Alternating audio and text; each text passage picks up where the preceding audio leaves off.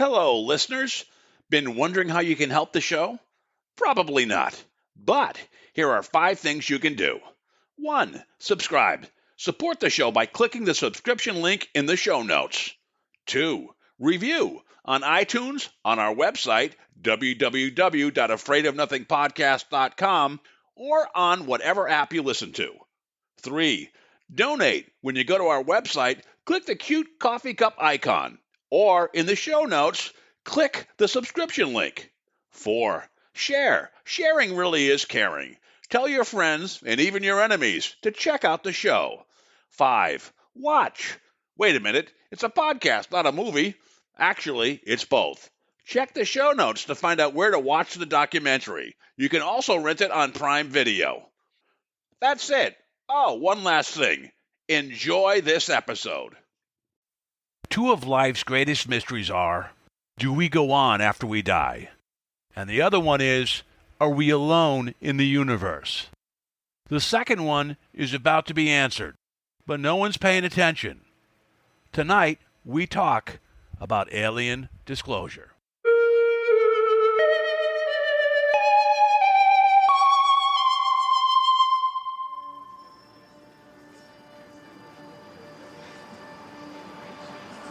In a world where nothing is known, nothing is certain, reality is not real.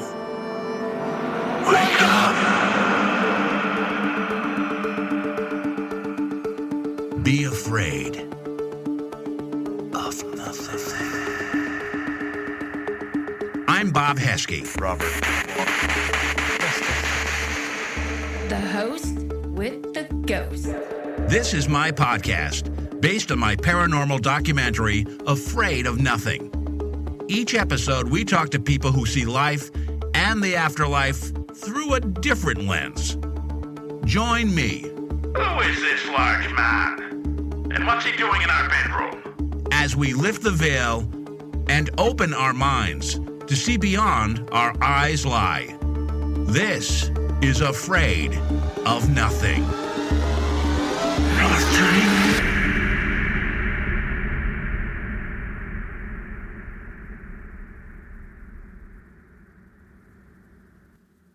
Tonight's guest is a true Renaissance person of sorts. She's an author, public speaker, historian, ghost investigator, research scientist, and a UFO expert. Earning a BS in chemistry and a master's in English literature made it obvious early on that Linda Zimmerman had wide-ranging interests. After working as a research scientist through the 1980s, Linda decided to pursue her real passion, writing. Today, Linda is the author of over 30 books, is a popular speaker, has made numerous appearances on television and radio, and has starred in an award-winning documentary based on her book, In the Night Sky. Linda has lectured at the Smithsonian, West Point, and Gettysburg, as well as at national conventions, universities, and Mensa events. Astronomy and the space program are also favorite topics for her books, articles, and lectures. In addition, Linda has appeared at major science fiction conventions and Comic-Cons for her zombie and science fiction novels and comic books, especially after becoming a comic book character in the Ghost Investigator comic books, based on her popular series of books. Linda Zimmerman, welcome to the show. Thank you so much for having me. Yeah, it's a pleasure. I've been doing some research on you, and you are a woman that wears many hats. You're an author, you're a public speaker, you're a historian, a research scientist, a ghost investigator, and a UFO expert. How do you find time to do all that stuff? I don't know, but I enjoy it all, so it's not work to me. Now, the science side of you, because part of you is a paranormal investigator and a UFO expert, how did the science part of your brain work with the side that kind of went over to the paranormal side? Well, I started out as a scientist. I never thought I was going to be a paranormal investigator, but I was just drawn to the mystery of it. And there is no reason you can't go about it scientifically. It's a great discipline to have, knowing the scientific method, conducting experiments, and you apply that to the paranormal. And when you can rule out any normal explanation, you know you've done your job and you feel pretty confident when you do find something paranormal. Yeah, and we're going to go into, you've had some UFO sightings early in your life when you were in high school and in college, so it impacted you before you even started your science career, so we'll talk about that. But how have you changed from when you were like 20 versus now? How is your mindset about the reality that we live in? What has your perception changed much? I've gotten older, but really, no. I mean, as a kid, I was just in awe of all things strange, and I still haven't lost that fascination. That's what keeps me going with everything. The thrill of the hunt, the search for the mysterious. So, whereas a kid, it's in books and, movies, and you try to believe it and you hope it's true.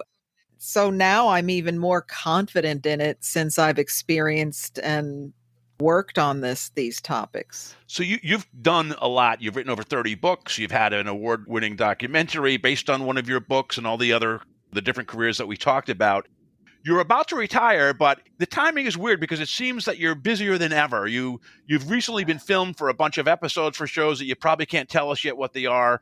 You were on the Unsolved Mysteries podcast. That's one of my favorite podcasts to listen to. And due to a COVID relief bill, the Pentagon is about to release a disclosure report basically acknowledging that UFOs are real, they're showing up almost daily, and we don't know what to do about it. So this time, the timing is odd, but what is your thought about with all this stuff that's going on with disclosure, and why now? Why now do you think that this is happening? Oh, I would love to know why now, because certainly the government's been withholding this information from us since World War II. But maybe something big has happened behind the scenes and they're trying to gently break it to us. I don't know why the timing, and I'm still optimistic but cautiously so that what they're going to tell us is not a smokescreen for something else. I'm not a huge conspiracy theorist in this regard, but I will believe it when I see it and it is verified. You know what's weird too is I talk to a lot of people and they don't even know about the disclosure stuff that's been going on for the past 3 years. I have older brother who's a scientist, or he was a scientist. He's kind of retired now. He's like, what? I didn't really know about it. And even one of my other brothers who loves the paranormal, he wasn't really familiar about it. It's so weird with this big groundbreaking thing that's just a story that's been unfolding really for 3+ years that people aren't really paying attention and really giving it much notice. Yeah, and one of the things that people have said, well, they won't tell us the truth because everyone will panic. No, they won't. I mean, look at the information that's come out already. They probably glance at it on their cell phone and move on with the rest of their day. I don't know that there's going to be mass panic. Just come out with it already. Tell us what you know. If you don't know what it is, then maybe we need to start getting concerned, because if you don't know, maybe there is a threat. That's one of the things that kind of worrying me. We keep hearing threat assessment, threat. Are they a threat? Is this a ploy to get more military funding, or do we know that it is a threat? Yeah, I mean, I just think people just don't have much, government doesn't have much credibility, over the past couple of years. You wrote a book, and we're going to talk about that. You wrote a couple books, actually, about activity in the Hudson Valley a couple decades ago, and that has like a 75+ year history of stuff going on, which we're going to go into.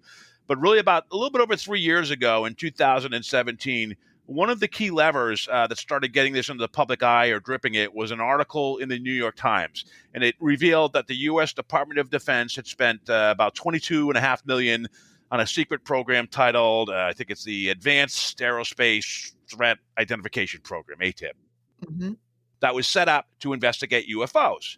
And it originally was set up in 2007, 10 years before it was announced. And it was set up at the request of Harry Reid, who was a senator from Nevada, which is home of Area 51. And he's a big paranormal guy, apparently. And he was the Senate Majority Leader at the time. And the other name kind of connected to this is a guy named Luis Elizondo, who left in 2017 and started having conversations with the authors who wrote the New York Times article. And now a lot of stuff has been dripped out lately about Tic Tac videos, Navy videos, and things like that, where they're sharing videos and you're hearing kind of incredulous pilots saying like, whoa, look at that. We can't keep up. Almost admiration of some of the stuff that they're seeing in the sky. So that's kind of the setup. What is your thought about kind of how this has been dripped out? And as a person who knows this kind of intimately, what's your reaction to it? What do you think when you start seeing it like this and start building a case of credibility? Well, I think we all knew that the government was researching this for many years, as much as they denied it. And however this came out, whether it was leaked or intentional, it's very refreshing to have it come out. That New York Times article having a legitimate UFO subject being covered in the New York Times was just a huge shift in the entire field. I think in retrospect, years from now, we'll be able to divide the field of ufology before that article and after that article, because now the momentum's building. You see on the different networks people treating this legitimately. 60 Minutes having something. Even President Obama making a comment, well, we don't know what they are. He didn't say, I don't know anything about it. He didn't say, oh, it's a ridiculous topic. He as much as admitted, yeah, it's something, we just don't know what it is. So these things are huge. And Luis Elizondo, to my mind, he's doing the right things for the right reasons and trying to get all this out and trying to get people to pay attention to what's happening around us. So, again, I will use the caution optimism, because we've all been fooled before with many things. So I don't want to be too gullible, but wow, if you told me even 5 years ago all of this would have happened, I'd say, yeah, in what fantasy world are you living? Yeah, it's crazy. I mean, Leslie Keene is like an investigative reporter, and for over 10 years, I think she's been working on this. It seems that her approach was to focus on the most credible witnesses she could find. And like, for example, she wrote a book about generals, pilots, and government officials who went on the record about UFOs. And that was about, I don't know, it was like 10 years ago. And then she was one of the authors of that article. So it almost seems like there's a whistleblower aspect to this where it was almost undeniable, and it's almost like for Luis Elizondo, it's almost like a perfect storm for him a little bit where people are starting to pay attention to it. For you, this has to be kind of, it's a little bit redemptive, but also you've been working on this and you've known this from a while. You wrote some great books on, one was Hudson Valley UFOs and the other was In the Night Sky, where for the past 75 years in a place where you call home, the Hudson Valley, there's been stuff going on. And there was in particularly a period in the 1980s, from 1982 to 89, where it really ramped up. So you want to talk about kind of when you were growing up, what it was like with UFOs and why 1980 might have been such a high activity point of time for it? Yeah, so I thought that UFOs were normal growing up because they were always in the news or people seeing them. And then when the 1980s came around, there was a bunch in the late 60s, 70s. And then when it came to the 1980s, it was almost every night of the week. And 3,000 people, 5,000 people witnessing these massive triangles or V-shaped objects. I just got an incredible account from somebody who said he saw one the size of several football fields, absolutely silent. One woman I interviewed, she said it was so enormous, it took up the entire sky. She said the entire sky was metal and lights. I mean, that's impressive when you can't even see the ends of this thing. Silent, sometimes hovering over a highway or an area for as long as 20 minutes. So it's not like people were seeing some distant lights darting through the sky. I had several people say These objects were like the size of a baseball or football stadium, just enormous and silent and close, brushing the tops of the trees. These were life-altering experiences, and it Wow. went on for about 6 years. I have to ask you, is it something as big as that? Did it just creep up? Someone looked up and said, whoa.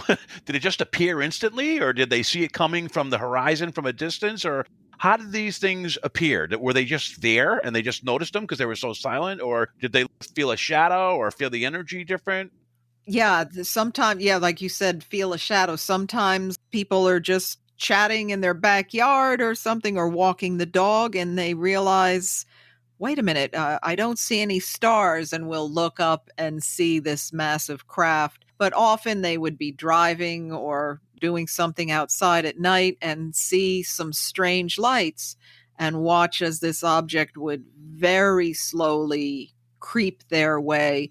Many people described saying they could walk underneath it, and it was moving at a walking speed, or would come to a halt and then slowly drift off. And no one ever saw them take off from anywhere. No one ever saw them land anywhere. So it was just unlike any other wave in history. So if someone's walking underneath it and looked up, was there heat? Was it hot? Was it cold? Did it any in the interviews you had? Was the atmosphere changed much from it? Or That's a good point. No, nobody ever described heat coming from these objects. Sometimes they would feel like a vibration, almost like when somebody drives a car with their subwoofer banging, and you feel it in your stomach. Sometimes they Yeah. would feel that. For the most part, there wasn't any wind certainly involved, no temperature changes. Most people just said a complete feeling of awe, just being totally overwhelmed. Now you mentioned this was in the news, like especially during the 80s.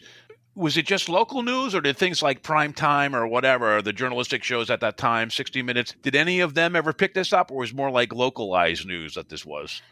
Some of the talk shows did pick it up. The New York talk shows that were broadcast across the country, and the newspaper accounts themselves did occasionally go around the country. So the information was certainly there at the time for people who were interested, who wanted to pay attention to it, but it just didn't get the attention it should have, because there were a couple of groups of pilots who were trying to hoax being a UFO, and this was the perfect disinformation campaign.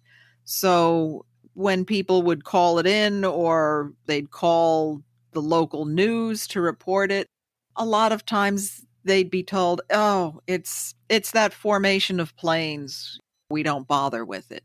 They were called the Martians, right? It was just like a group, like it was almost kind of like a little mini gang of hoaxing pilots. And they would, I don't know what type of planes you would describe, that they would go up in the air and they would be in a formation with lights and try to like mimic that and try to get people to believe it's UFOs. But Yes. I think the difference there is it's probably very loud, right? They're planes that they had, and you'd certainly be different than looking up and seeing something the size of 3 football fields that thousands of people saw with these lights that's silent and no heat is coming down or no loud noise. Was that what you kind of found out? Right. One group had small single-engine Cessna planes. They would fly in formation with that. There was another group flying ultralights, which were very popular during the 80s. They basically look like go-kart frames with weed whacker engines. They're very unstable, unsafe, illegal to fly after dark, which they were breaking the law, no doubt about it, and deafeningly loud. I always say a formation of ultralights sounds like a flock of lawnmowers going overhead. Yeah. So I've interviewed hundreds of people who said, we saw the massive silent craft at treetop level, And then we saw those idiots in the ultralights or the Cessnas trying to fake. And that was universally those idiots, or even worse terms, because at flying high altitude in formation, people would actually get upset and drive off the road. If you're driving along at 65 miles an hour and you see this formation and you're trying to look, you're going to get into an accident. So it was really unsafe. It was so stupid. They should have all been arrested. And I know the names of a few of the pilots, but to this day, nobody will go on record. But this was the go-to excuse for every law enforcement place in the area. Anytime someone called, no matter what it was that they told them they saw, something the size of a football field over my house at 50 feet, they'd say, it's a formation of planes, and hang up. Yeah, yeah. Most of these sightings you mentioned are that they saw a craft. Were there any tales of like alien abduction or people seeing who's flying the planes, or was it mostly just flying the planes, flying the objects, or was it mostly just seeing the craft itself, but not seeing who was behind the wheel or anyone being taken up inside?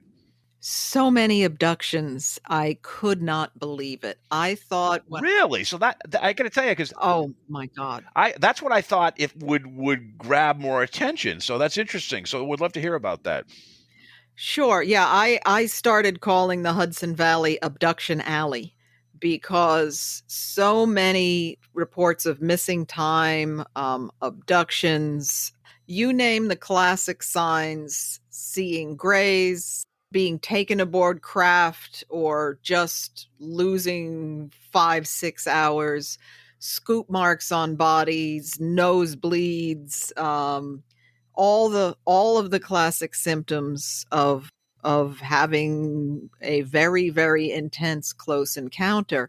And this really goes back, I found out, to at least the 1920s here.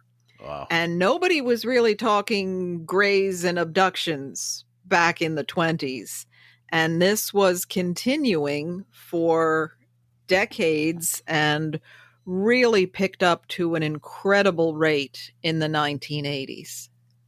So when you interviewed people, did they talk about, yeah, my father, my grandfather experienced it too? Was there any of that going on? Or? Absolutely. That was one of the first things I recognized, multi-generational abductions. The first person I interviewed for the In the Night Sky book and film, he was having experiences back in the 50s as a kid.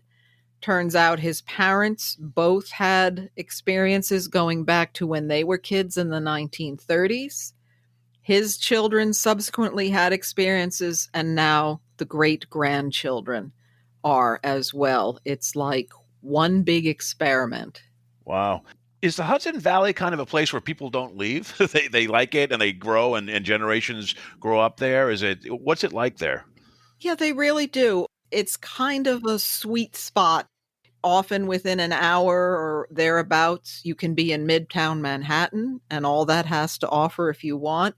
Or you never have to see a city. Where I live, there's 2 dairy farms down the road and orchards and woods, and you have that wonderful suburban best of both worlds. You can sit in the woods all day if you want, or you can hop in your car and go have dinner in Manhattan in an hour.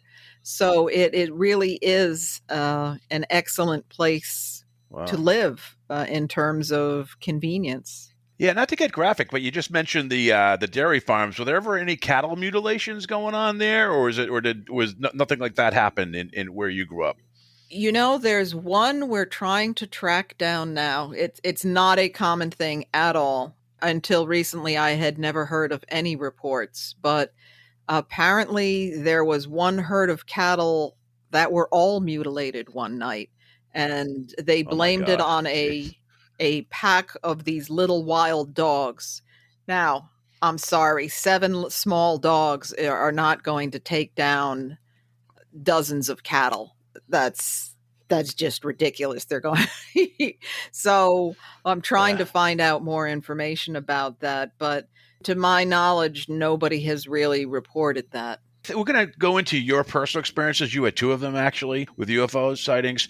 But what do you think? What is it about the Hudson Valley? Because it really is, in terms of sightings, it's like what? The number 3, 2, it's very up there in terms of where the concentration of sightings are. It's one of the most prevalent in the country. What do you think it is? Is it an energy vortex? Is there an underground base somewhere? Is there a military establishment somewhere? What do you think it is that draws all this activity? Well, for years, people said, oh, it's the military base and our nuclear power plant. But I've been tracing sightings now back over 100 years. There was a huge wave in 1909. We had no military bases. We weren't even flying at night yet. Aviation was so young. Certainly no nuclear power plants.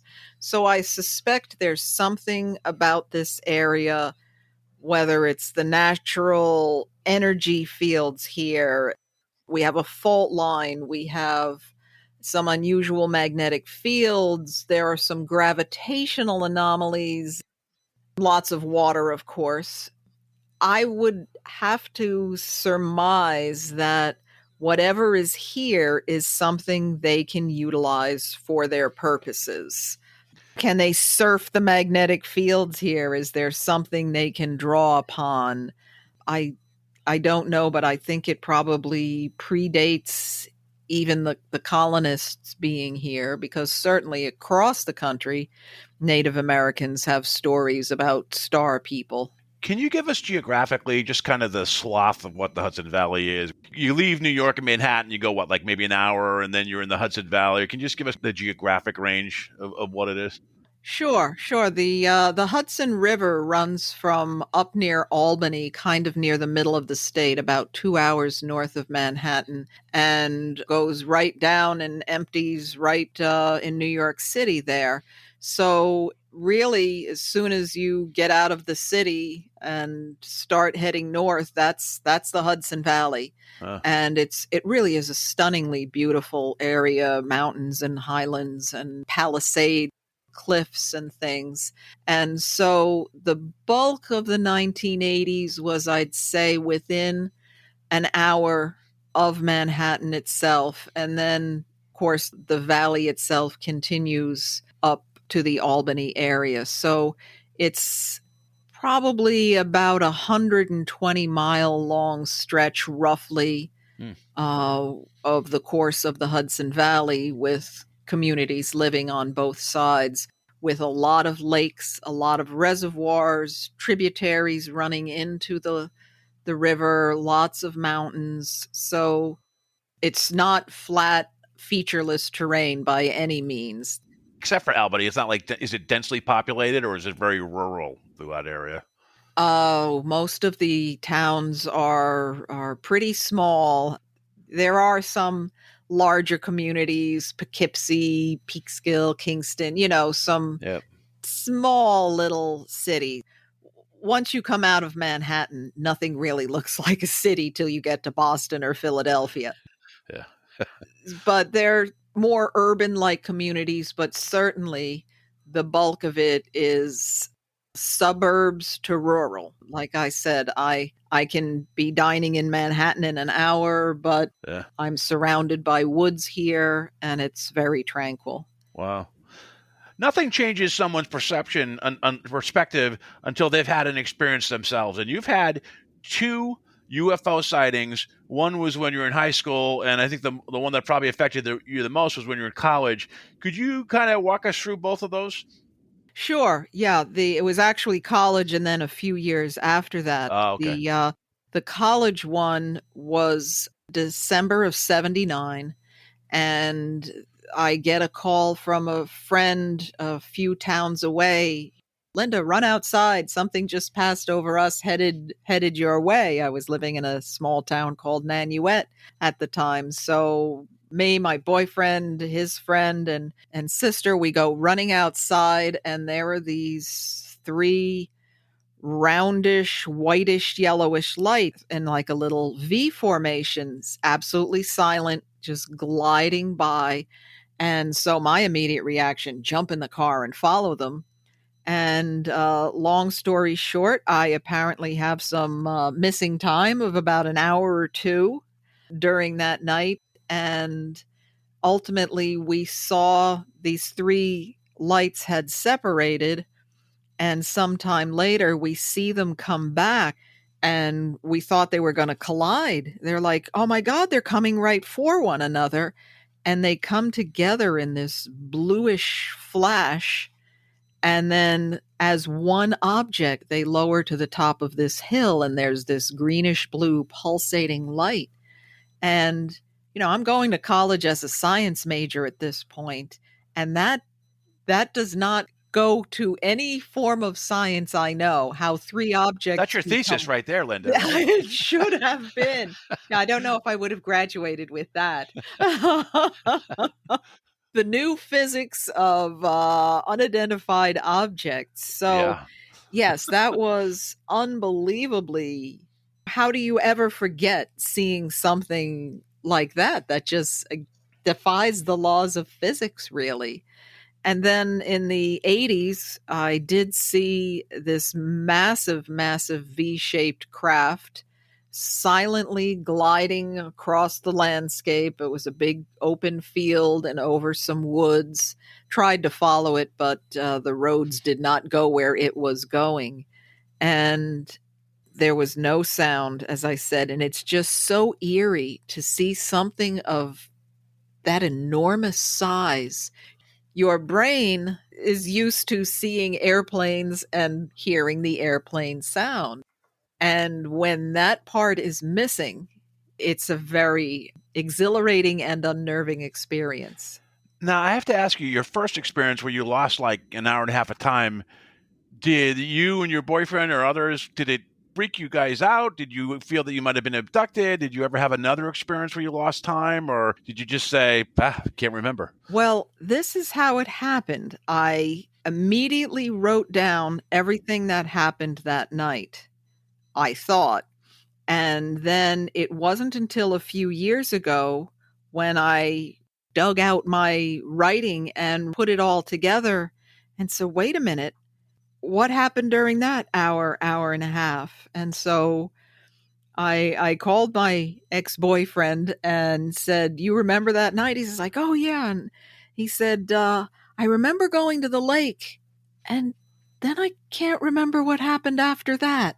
I said, oh my God, that's me too. I remember following. Did your stomach drop? Did you get a Oh pit in my your stomach? God, Did you feel did like it?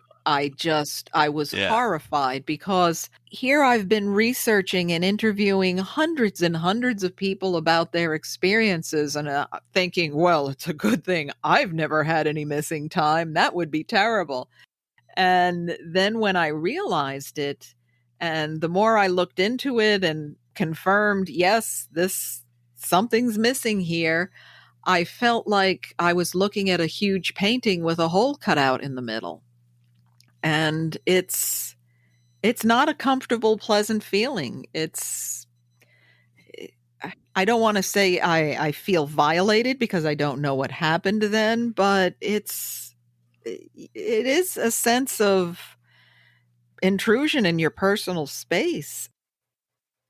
Did you ever have, like you've seen in some of these movies, did you ever have, maybe I should talk to a hypnotist or someone that can bring me back to that time? Did you ever think about doing that? Or I did You do did? that. Okay. And it was remarkable. I don't really talk about what came out, because I'm not sure if it was my mind creating it. It didn't seem like it at the time. It was an extremely deeply emotional experience to go through, tears and waves of feelings. And I'm glad I did it. And I think there's probably something to what came out of it, but it's certainly nothing I feel comfortable saying this is the truth. Yeah. Because it was not a conscious memory.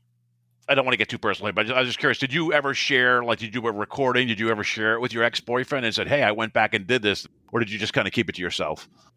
Yeah, I did talk to him about it and asked if he wanted to try it. And I believe the response was hell no. A lot of people don't want to know, but I wanted to know, and I still want to know more. I may try it again someday, because it's an enormous, important part of my life that I can't remember. Yeah, that's incredible. We were talking before we got on the interview. One of the things that you're actually working on as well for research is the effect on animals. I've interviewed a pet psychic, and they're very much, with ghosts. What freaks animals out about ghosts is scent. There's no scent, and it freaks them out because there's no scent, and they go absolutely Oh, nuts. okay. You mentioned that you were doing some research on how these sightings affect animals, and I was curious. What's the difference between animals versus humans, and how far in your research have you gotten so far? Well, they are detecting and sensing machines. Their capabilities are so far beyond ours. Usually, the animals react long before people see or hear anything, and react once a craft moves off. They're usually still very agitated, afraid. I think the prime reasons for this are sound. Obviously, many animals have much higher frequency ranges of hearing, Yeah. but I also think a huge player in this is electromagnetic fields. They're finding every day, there's another study about how animals, they literally see the magnetic field. That's how birds navigate. They see these bending lines in the air of the magnetic field. So it's like road maps. And you, not to get too crude, but dogs, they always, when they can, when they're not on a leash, they will point north before they go to the bathroom, Huh. because that's the angle they feel comfortable in. It's just remarkable how sensitive, super sensitive they are to even slight changes. So my thought is, there are catalogs of EM effects from UFOs, car stalling, static, power failures, things like that.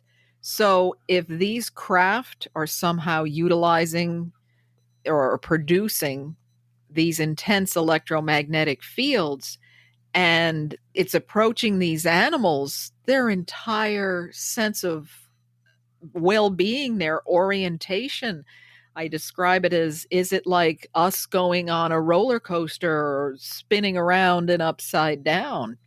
This is probably extremely agitating to them. It's got to be horrible for cows with cattle mutilation. If they're so sensitive and they see beyond the normal spectrum that we have, what they see coming.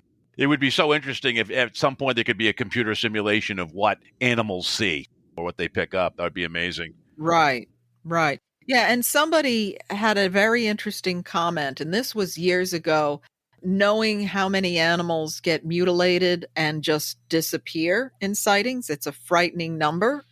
And they said, are they so afraid because they know nothing good is going to come from these craft? Have they learned over the generations? Is it like a collective consciousness thing that these things are here to harm us? Yeah, It's a possibility. what's interesting that is when I again bring it back the pet psychic that I've talked to a couple of times, because a lot of times people feel guilty, when their pet passed, or did they do enough for them, or what did they feel?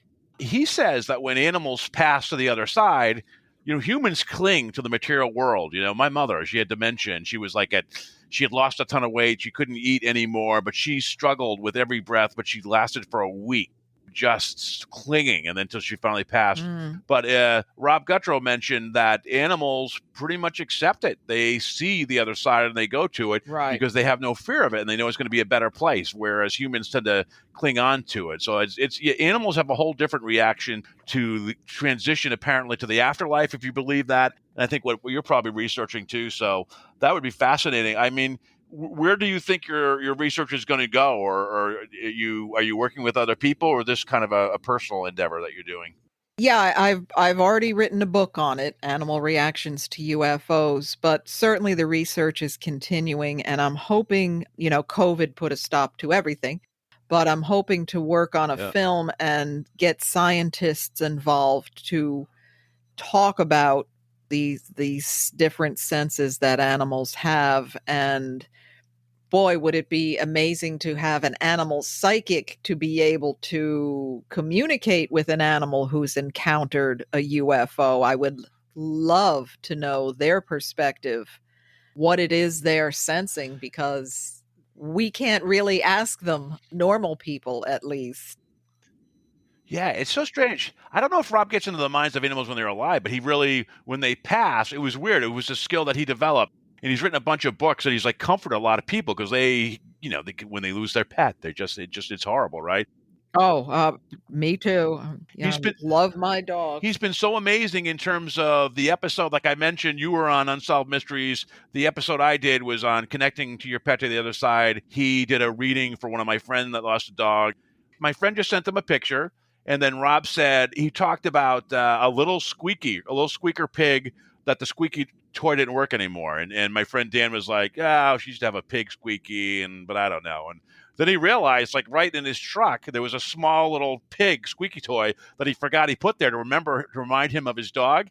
And the squeaker no longer worked in it. So it was like, that was like the most thing. And then he knew exactly, Rob talked about what the dog felt when it was passing. He knew exactly what part of the body, what was wrong with it. And he had some other things that were really interesting. He talked about at the end of life, afraid of water. The dog had fallen into the water when she was kind of losing her faculties a little bit. And that was the one time she was terrified. So yeah, he picked up on a bunch of stuff. So that was just, right. That was insane. But who knows, maybe you connect to him. And if there's a point of view he can provide, that would be kind of cool. Yeah, we can speculate what they're sensing, feeling, but to get that special psychic knowledge of it would be incredible. So, Lyndon, once this UFO disclosure comes out from the Pentagon in June, have you ever thought about going back to some of the people that you interviewed to get their thoughts about, now that it's almost like built credibility, how that would impact them or affect them? Yes, I have spoken to some of the people I had interviewed in the past, and universally the reaction is, oh, great, now it's becoming more accepted. Yeah. Where was all this legitimizing the topic when we were trying to tell our story? Totally understand that. It's like, oh, okay, a general or a pilot says it's real, but my opinion doesn't count. Right. I could totally get that. Right. Hudson Valley, you're still there. What's it like there now? What's it been like the past couple of years? Has the activity been around the same, less? What's it like? It's picked up the last couple of years ago, the last few years. There was it comes and goes, there's lulls, but what's mostly being seen now are large rectangles. That seems to have been around the last several years. Smaller triangular craft, what's just described as orbs of light. You don't see really any structure, just a big ball of light. And certainly last year, with so many people being home and not going anywhere, a lot more people were looking up at the sky. So activity certainly had an upswing last year. What about abductions? Were there more abductions that you were aware of? I haven't gotten a recent abduction report in I don't know how long. That seems to, unless people are not talking about it, which I don't know why they wouldn't, but that definitely diminished significantly. I want to go into your paranormal side for the last part of this, but just two quick questions, if you don't mind. Today, Linda Zimmerman today, what are your thoughts about UFOs? How long do you think they've been here? Are they actively interacting among us? Are they watching from a distance? What do you think? I think they are actually visitors from somewhere else that have been here probably thousands of years. And I think they have interacted with some people, whether it's just to study us or help us or keep an eye on us. Now that we have nuclear capabilities, maybe they're keeping a closer eye on us. So I think it's pretty normal, because as soon as we get the capability, we will start visiting other planets. It's not an outrageous thing to think that there are other civilizations across the universe who've maybe had a million years ahead of us in technology. Look where we went from Kitty Hawk to walking on the moon. Sure. And so, what will another million years do for us if we don't blow ourselves up? Yeah. I don't see that it's anything outrageous to believe that highly technical civilizations travel. You mentioned the moon. It just a thought popped in my head. Do you think the moon is naturally made, or do you think it was made by an intelligent life form? It's certainly unusual for the size of the moon versus the Earth, but the geology has told us that the moon was probably once part of the Earth and something hit it and it broke apart. So until we find a tunnel going down a staircase into the center of the moon, I'm going to believe it's naturally made. That's fair. Got to tell you, we mentioned Luis Elizondo. There's a podcast called The Basement Office. I think it's from the New York Post. It's a podcast that they have. He was on that show, and he had mentioned a superior, before he left, a superior told him not to worry about these UFOs, or UAPs, they called them, unidentified aerial phenomena. And he said, why? Is it something we made? And he said, no, it's not ours. And then he said, well, what is it? And then his superior said, read your Bible. And he implied that it was demonic. Wow. Which is really weird. That was the only time I've listened to podcasts with Luis Elizondo where my stomach sank a little bit. I was like a little concerned. So when you hear something like that, what's your reaction? I don't subscribe to the whole demonic thing. Why would a demon need a metal craft to land in a cornfield somewhere? Do demons really need a triangle the size of a football field? Yeah, I don't see how that comes about. Yeah, it was very weird. It was actually hearing that. We'll see if that gets more play down the road. You're right. There just could be some bad intelligent beings, but they're not demons. They're just bad, right? Right. Yeah, and I think who was it who wrote Chariots of the Gods? Eric von Daniken. Von Daniken. Okay. So in Chariots of the Gods, Von Daniken was saying that the God I know doesn't need, a nuts and bolts craft to fly down to Earth. That goes along with this whole demonic thing. Why do we have to go to something supernatural, really, a spiritual demonic thing, when there are probably so many other beings on so many other planets who have developed technology and either had more of a head start or are better at it than we are? God, do you think like aliens have ghosts? You think they have the same stuff that we have here? Wow, Wouldn't there's that a be... question. Yeah. I don't know. But I think part of the fascination, somebody had mentioned this years ago, why the UFOs are here, because this was this person's perspective. We have a unique physiology and nervous system, and we have this incredible ability to transcend, to reach higher levels of consciousness. And maybe they don't. Yeah. And they're fascinated by that. And I said, I like that idea. I'll go with that we have capabilities they don't have. Yeah, that's incredible. That's very interesting. You are a ghost investigator, and you've spent part of your life doing that. You've had 2 UFO sightings. Have you ever had any personal ghost encounters? Yes. Those are unnerving. Seeing figures, of course, hearing things. We work with a psychic who has just gotten amazing information on cases. And I've been doing that for about 25 years. And to me, I have absolutely no doubt that ghosts are real. They are the spirits of departed people, usually who have regrets of some sort that keep them locked here in this plane, in this dimension, rather than moving on. And I always say death does not improve one's personality. It gets a little scary because some people were nasty in life and are nasty after death. And then there's, the sweet grandmothers who you still smell her cookies baking in the kitchen. You're lucky if you get that kind of ghost. Yeah, New York is a great place for the paranormal. Have you ever been to the Shanley Hotel or to the Hinsdale House? Oh, the Shanley. Yeah, we were probably the first ones to do a real ghost hunt at the Shanley. And that was one of our earlier cases that I wrote about. Back at that time, before it was renovated and everything, that was a wildly haunted location.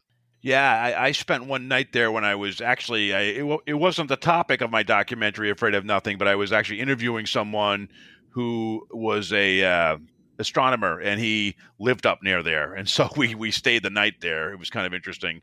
Is the Hudson Valley, does it have a kind of ghostly aura too, or is it more UFOs in that part of New York? Oh boy, is it haunted. That's why I've written over 13 books, just most of them about Hudson Valley haunts. If the ingredients to a haunting are you need people, you need time, and you need traumatic events. And certainly we go back to the Dutch in the 1600s, Native Americans for thousands of years before that, Revolutionary War, conflict, murders, suicides, you name it. We have hundreds and hundreds of years of it here. It has to be per capita one of the most haunted locations in the country. Is there a lot of like clashing between Native Americans, Indians, and settlers in the Hudson Valley too? Were there any bloody wars there? Oh, yes, there was always a massacre or two going on, usually the Native Americans getting massacred. But occasionally there were Indian raids as well. But certainly that all, again, goes back to the early 1600s. And between wars and disease, most of the Native Americans in this area were gone by the early 1800s. Give us one or two of your favorite books that you wrote about your ghost hunting experience that you think people might want to check out. Well, I have 13 volumes of The Ghost Investigator. Wow. But after the first 9, what I did was put together my favorite cases from the first 9 volumes. So that's probably a great one to start with. The compilation of volumes 1 through 9, my favorite cases, because I've had so many amazing adventures, and to put them all into one book. And actually what my plan is sometime in the next year is to combine all the books in one volume. I never intended to do that many volumes, but the cases just kept coming up. So I want to do a comprehensive book of my Hudson Valley UFOs and a comprehensive book of my Ghost Investigator. And then maybe I can semi-retire for real. Yeah, it sounds like we're not going to let you retire in the short term, even though that's kind of a plan. No. Did you have a paranormal research team that you led, or did you just work with others in terms of to compile all these cases? I predominantly would work alone in the beginning. And then I started working with police detective, an actual policeman, Mike Warden, who was just great. We've been doing haunted cases for decades together. And then we actually, at the Shanley Hotel, we met Barbara Roth, the psychic, who will join us on cases. Sometimes people don't feel comfortable having a psychic. They understand something strange is going on, but they don't quite want to go down that road. But when people, it's okay with them or they request it, we'll have Barbara. But that's it. We don't like these big groups. We like a small, quiet, controlled environment for our investigations. Are you an empath or have any psychic abilities or? Well, I think everybody has psychic abilities, and certainly when you do a couple of hundred investigations, you hone those abilities. So I'm not like Barbara, but I've had my moments on these investigations where things are so clear, or I see somebody or something, or get a piece of information that I can actually verify. So, the more you use it, I think the sharper it becomes. And what's your favorite piece of ghost hunting equipment? I think people are getting a little crazy with the instrumentation and the gadgets now. Honestly, I think the best thing to do is sit quietly with my digital recorder or a camcorder running and just pay attention to what's going on around you. No one ever calls us and says, "Oh, my EMF meter's been going off." No, they call and say, "Oh, I heard footsteps, or I saw this, or I felt that." So I have actually stepped back from a lot of the equipment and prefer to experience it rather than run 40 miles of cable and all of these Body cam. Some of the equipment is just crazy now. I just laugh at it, and I think the whole ghost hunting world needs to take a reality check. All right, well put.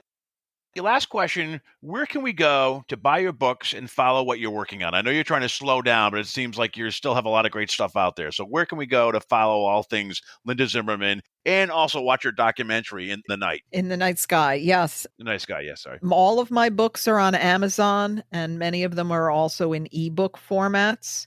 I have, I don't know, a dozen Facebook pages. If you go to GoToZim, GOTOZIM, it will have links to all the different things I do. With everything going on, I don't update my website as often as I would like, but I very regularly update my Facebook pages. So if you find the Linda Zimmerman Facebook page, the Hudson Valley UFOs Facebook page, you can see what I'm up to.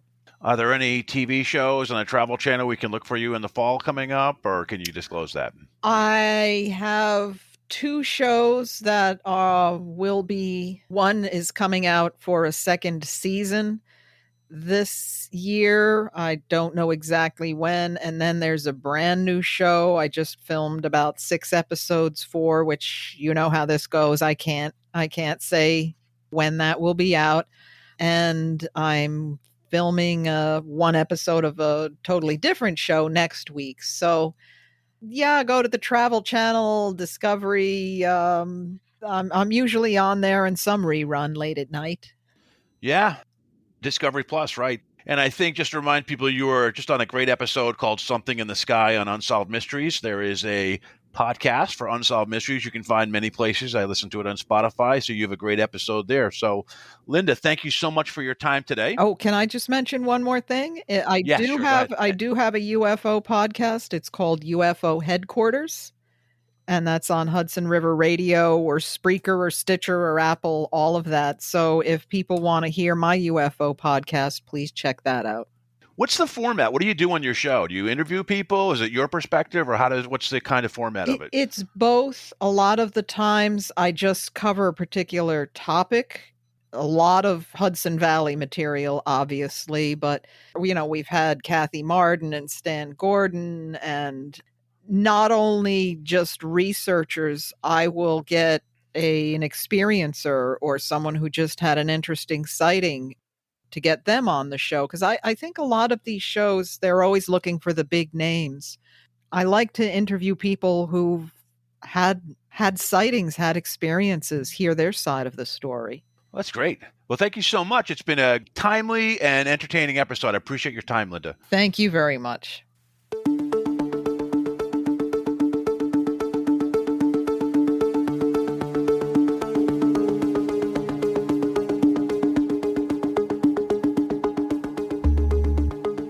You've been listening to the Afraid of Nothing podcast. Please subscribe and like us on Facebook. Until next time, stay scared.